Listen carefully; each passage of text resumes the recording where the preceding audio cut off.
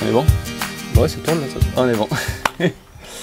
Salut à tous, alors première vidéo depuis mon petit périple sur le jardin forêt. Vous attendez tous la vidéo sur le jardin forêt, mais elle arrivera juste après parce qu'il faut le temps de la monter. Mais là je suis sur une des poses du jardin forêt. Il y a un petit bout de jardin forêt, donc on va en parler vite fait, mais on va parler surtout potager. Je vous présente Picro. Salut. Picro, le capitaine Picro Sparrow. C'est un pirate, on en parlera un petit peu, un petit peu après, c'est un vrai pirate. Mais il fait du potager aussi, alors comme quoi, ça c'est une petite leçon à tous les terrestres qui se croient forts en potager. C'est un pirate, c'est marin le pirate.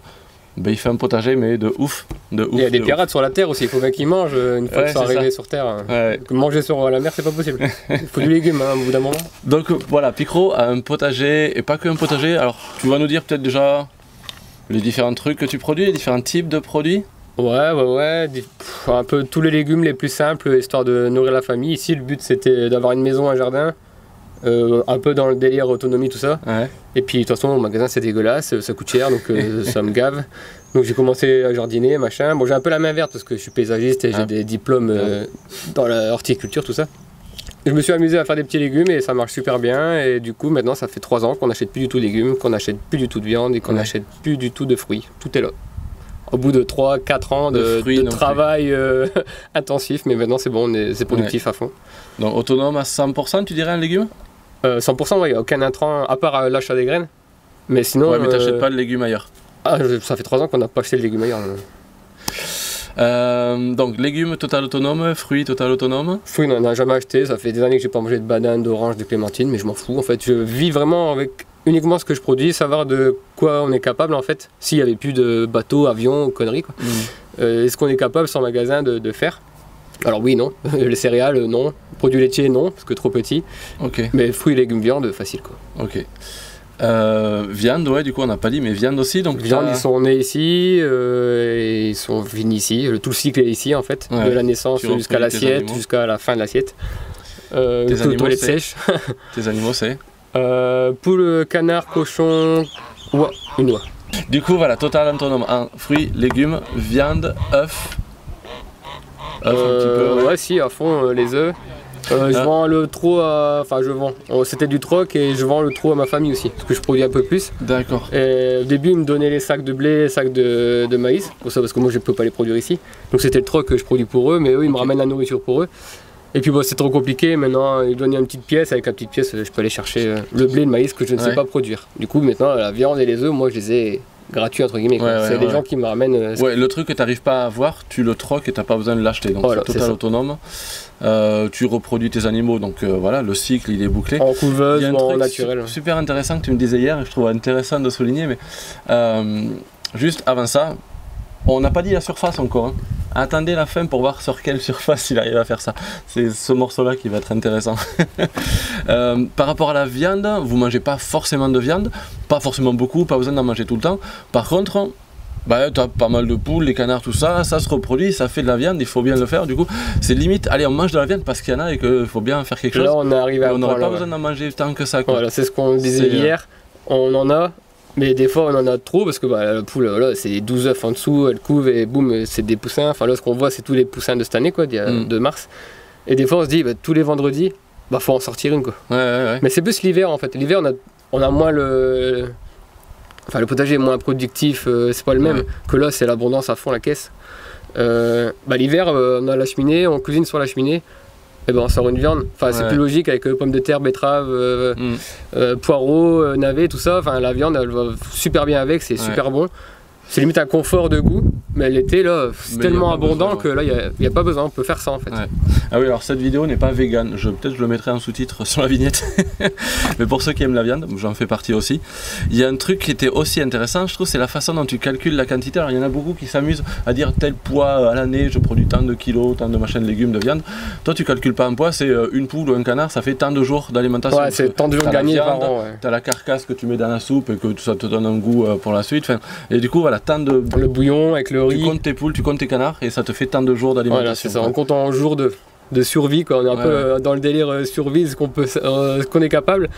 Et du coup, on compte en jours, même la parcelle de carottes, on sait que c'est autant de jours. Enfin, tout un autre calcul. Ouais. Et ben écoute, voilà, alors l'autre truc, c'est au niveau énergie, tu es autonome sur. On va essayer de résumer au fur et à mesure. Les légumes, la viande, l'énergie. L'énergie pas autonome. Alors, branché EDF, branché à l'eau, la maison elle est connectée, elle était déjà connectée, mais en mode très résilient. Ouais. Donc en fait, pas de panneaux solaires sur la toiture, machin, truc. La maison 100% autonome quoi. Ouais. Par contre, on a très faible consommation, du coup on a 15 € par mois de consommation. Parce qu'on branche très peu de choses. Donc c'est que frigo, congélation à cause de la viande, parce qu'on en a trop maintenant.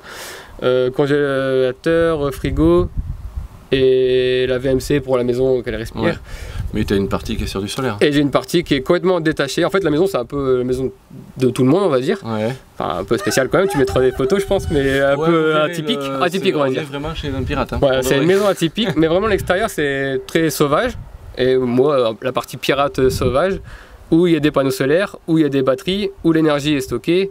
Et c'est là où maintenant, on essaie de moins utiliser encore l'électricité de la maison. Donc tout passe sur le solaire gratuitement. Là, on fait les cuissons des légumes. Du coup, on veut limiter le gaz aussi, au cas où. Et sur la transfo, c'est le soleil qui t'aide à... Le soleil, cuisson, vapeur. Pommes de terre vapeur, haricots verts vapeur. Et c'est un goût... c'est carrément mieux, quoi. Génial. Bon. Solaire. Et encore, je pourrais encore en mettre, mais... La récolte de ce matin. 9 kilos quelque chose. Bim bam. Et c'est ça tous les combien?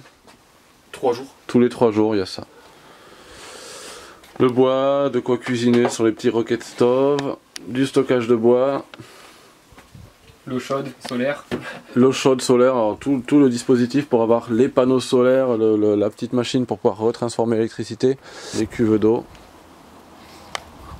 Des cerises, des pommes, des poires, des prunes, des pêches. Et suite, stockage du bois. Du bois. Et donc là, autonome. Là, tu as du bois pour 2 ans, tu disais? Ouais, 2-3 ans. 2-3 ans même, ouais. C'est pas énorme, enfin, ça fait pas mal niveau volume, mais ça chauffe pendant 3 ans, quoi. Donc là, ici, on est dans ton atelier. C'est mon atelier de travail, là j'ai mes graines. Parce que je fais beaucoup de graines moi-même aussi. Là, c'est rempotage, machin, mais c'est fini, mais...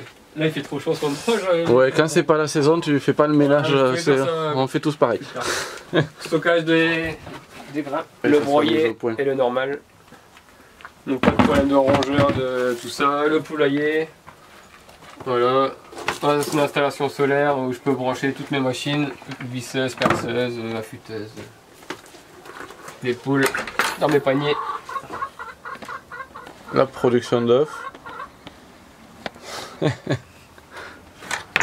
Tout en palette, j'ai rien acheté. Et ouais, même le matériel, c'est, enfin, le matériau, c'est de la récup. Ouais, c'est un peu bricolage, mais ça fait le taf. Génial. Est-ce qu'à partir de là, on dit sur quelle surface tu fais? Donc autonome, avec surplus qu'il peut vendre, voire troquer pour avoir l'aliment pour tout ça. Du coup, c'est quand même 100% autonome sur les produits qu'on a dit. À part le riz, les machins, mais riz, légumes, pâtes, fruits, viande et l'énergie pour faire la transfo, pour avoir l'alimentation pour l'année. Pardon. Combien de surface? Au total, on est sur 800 mètres carrés. Avec les fruits, les légumes, la viande, les bâtiments de bois de chauffage, parce que du coup le bois de chauffage c'est pareil, je n'achète pas, je suis autonome en énergie énergétique, le chauffage, je suis bûcheron, paysagiste, je coupe le bois, je le mets chez moi, je le fends, je dois avoir 30 stères de bois, on consomme 10 à 12 stères, et du coup on cuisine sur le chauffage. Le chauffage passe dans des autres salles et tout avec le tubage, enfin la maison 800 mètres carrés. Il fait 27 mètres. En gros c'est pas une maison avec un terrain agricole, c'est la petite maison de tout le monde avec le petit bout de terrain autour de la maison. 800 en 350 du coup je pense, c'est 350 alors, Les animaux, on va garder le chiffre le plus ouf pour la fin. Ah ouais. Les animaux je sais plus du coup, 400 mètres carrés peut-être.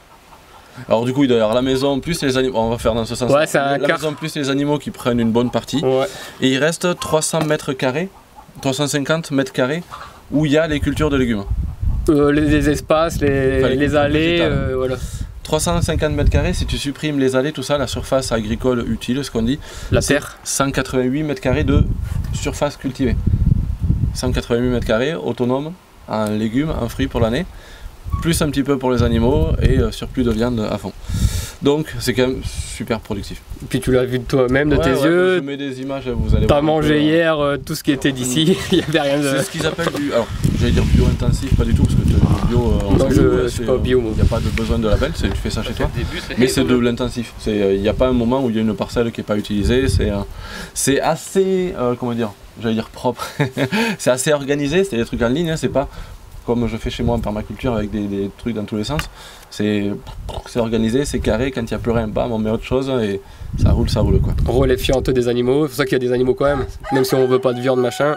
Les fientes, est-ce que ça rapporte les animaux pour nourrir la terre et bah, tu vois le sol vivant avec tous les tops, les ratopiers, les machins, c'est vivant à fond ici. Ouais. En fait, dès que c'est récolté, c'est renourri et recultivé et et on me dit tout le temps mais t'arrêtes pas de récolter, comment tu fais? Bah, j'arrête pas de semer en fait, j'arrête pas de produire et du coup des fois je suis un peu embêté, j'en ai mal au ventre, j'arrête pas de manger. Là-bas c'est piment, tomate, basilic, poivron, concombre,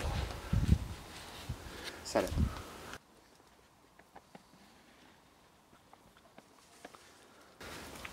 Les bouteilles là c'est pour économiser l'eau pour l'arrosage? L'eau va uniquement dans les racines. En surface, c'est super sec sur 20-25 cm. Ouais. L'eau reste en profondeur. Donc au niveau quantité d'eau, combien t'as en tout? Ici on a 10 000 litres. Donc on a 10 cuves de 1000 litres. 10 cubes comme ça là, ouais. Il y en a 4 ici, 2 là-bas, un peu éparpillés dans le terrain pour avoir de l'eau un peu partout dans le terrain. On va mettre 10 cuves au même endroit, quoi. Et au niveau remplissage des cuves, c'est que l'eau de pluie? Que de la pluie, ouais. Et même cette année? La question qui tue. Sur les 10 000, il m'en reste 1500 sur 10 000. Ah oui, ouais. Donc tu passes encore là pour cette année? Ouais, bah pour les bêtes, obligé de faire de la restriction. Après, il y a quelques légumes où je faisais moins pour privilégier mes canards, quoi. Ouais. Les canards avant les carottes. Alors il y a un bout qui part en jardin-forêt ici, juste derrière nous avec quelques arbres. Et c'est juste le petit truc par rapport au jardin-forêt. Alors moi mon truc c'est plutôt jardin-forêt avec un peu tout mélangé. Mais on peut pas faire de légumes s'il n'y a pas de soleil qui rentre. Hier on était au jardin des fraternités ouvrières. Je sais pas si vous connaissez, mais allez voir bientôt la vidéo qui va sortir après où on en parle. Trop d'arbres, trop fermés et au niveau du sol, pas de culture possible à part un peu d'ail des ours en sous-bois. Il y a un truc qu'on voit, alors c'est le bec et loin qui en parle au niveau des productions des différentes strates, les arbres, les arbustes, les arbrisseaux, les couvre-sols, tout ce qui est herbacé au niveau du sol. La strate la plus productive, c'est la strate herbacée. Donc dans un jardin-forêt, la strate qui produit le plus, si on met la lumière en bas, c'est la strate herbacée. Du coup, il y aurait moyen de faire un jardin-forêt complètement fermé avec une clairière de 300 mètres carrés. Petite clairière au milieu du jardin-forêt. De lumière. Et avec ça, en légumes, tu as déjà tout ce qu'il faut, quoi. Ouais, et puis clôturer tout le tour pour brise-vent, que ça fasse. Enfin, même clôture pour les bêtes nourricières, quoi. Il y a plein de trucs à faire. Ah oui, en même temps, c'est 188 mètres carrés cultivés, donc tu n'as même pas besoin d'ouvrir 350 mètres carrés. Je sais pas si tu peux laisser les arbres. Enfin bref, en tout cas, les surfaces à ouvrir, c'est vraiment pas énorme. Bravo. Pour nourrir une famille de 2 à 3 personnes. Ouais, après, si vous êtes 5-6, il faudrait peut-être quelques planches en plus. 150 mètres carrés. Allez, mais moi je coupe la partie légumes, je peux remettre des légumes encore, mais je sais pas. T'as des surplus que tu vends. Ouais, ou je crois peut-être que la personne en plus elle prendrait juste les surplus. Et... mon voisin est commercial dans la bière, et ben je récupère la bière. En tout cas, voilà, c'est quand même super productif et pour un pirate. Est-ce qu'on finit par présenter un peu le personnage? C'est quoi ta vie de pirate? Alors ma vie de pirate c'est le pirate ou la ouais. Et par-dessus je rajouterai quelques images de la maison parce que du coup j'ai rencontré Picro hier. On est en lien depuis quelques temps mais on s'est vraiment rencontré hier. Et tu rentres dans la maison et tu dis waouh. C'est pas juste un personnage, c'est une vie quoi. On est parti 300 ans en arrière quoi. Ouais. Avec de l'électricité mais on commence à limiter l'électricité aussi donc on fait un bond en arrière. Ouais. Et ça marche. Donc du coup c'est quoi tes activités à côté? Activité, je suis paysagiste d'une entreprise d'espace vert, donc abattage, élagage, entretien des jardins, tout ça, des particuliers.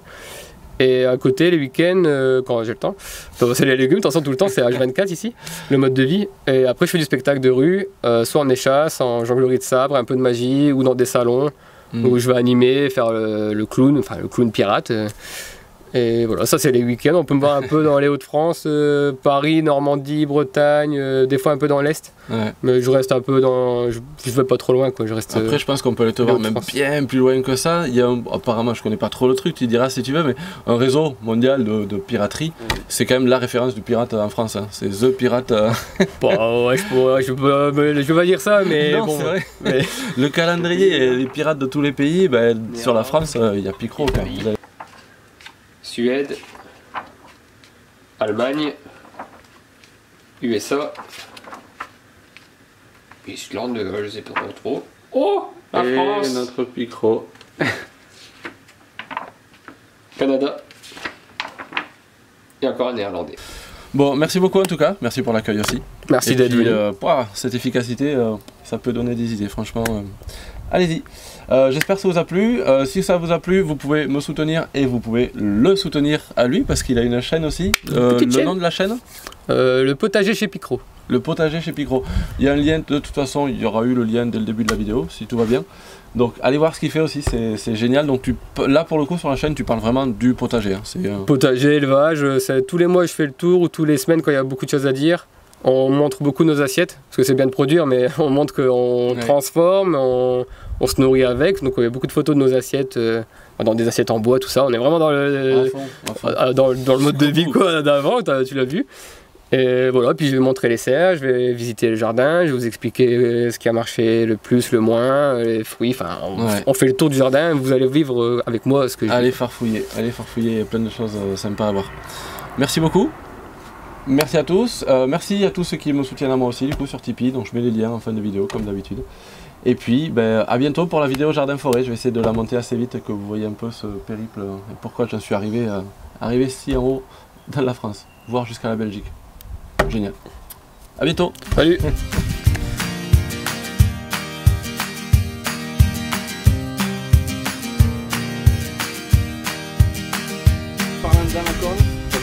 En parlant dans la corne, en parlant, j'arrive. Oh, ça va être bon ça au niveau. Oh putain. Bonjour. Ah mais chaque fois d'écouter des gens comme toi parler comme ça.